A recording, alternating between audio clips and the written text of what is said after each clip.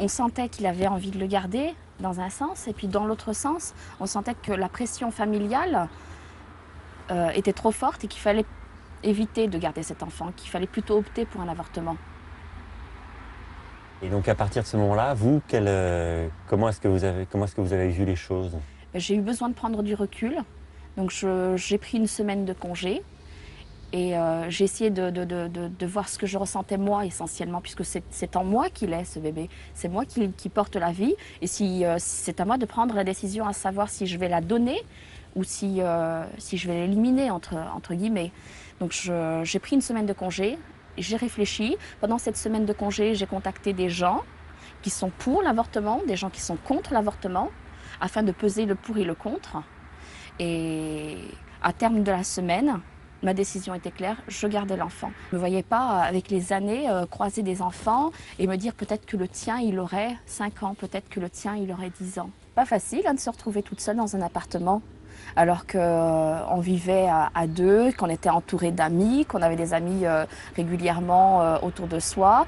Et puis bon, même si les familles ne s'entendaient pas, je pouvais quand même monter voir mes parents, voir mes frères et sœurs. Et là, tout d'un coup, pof, c'est la coupure.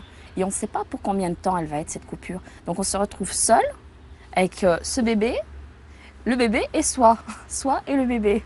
Donc il faut qu'on puisse trouver un appui quelque part. Et l'appui que j'ai pu trouver, c'était auprès d'associations qui apportent un soutien moral aux jeunes femmes qui sont justement dans des passages en difficulté, quoi. Quand j'étais enceinte, il y a des choses que je dramatisais. À l'époque, je me disais que cet enfant ne verra jamais son père, que cet enfant n'aura jamais d'amour familial, donc en parlant de mes parents, de son père, en parlant de ses grands-parents.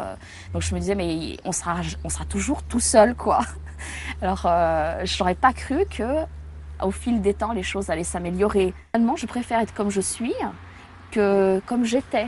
C'est vrai qu'avant, j'avais un petit train-train, c'était un petit peu la routine, j'avais mes petites habitudes, mon petit confort. Et ben, j'ai peut-être pas le même confort, mais je me sens 10 fois plus heureuse.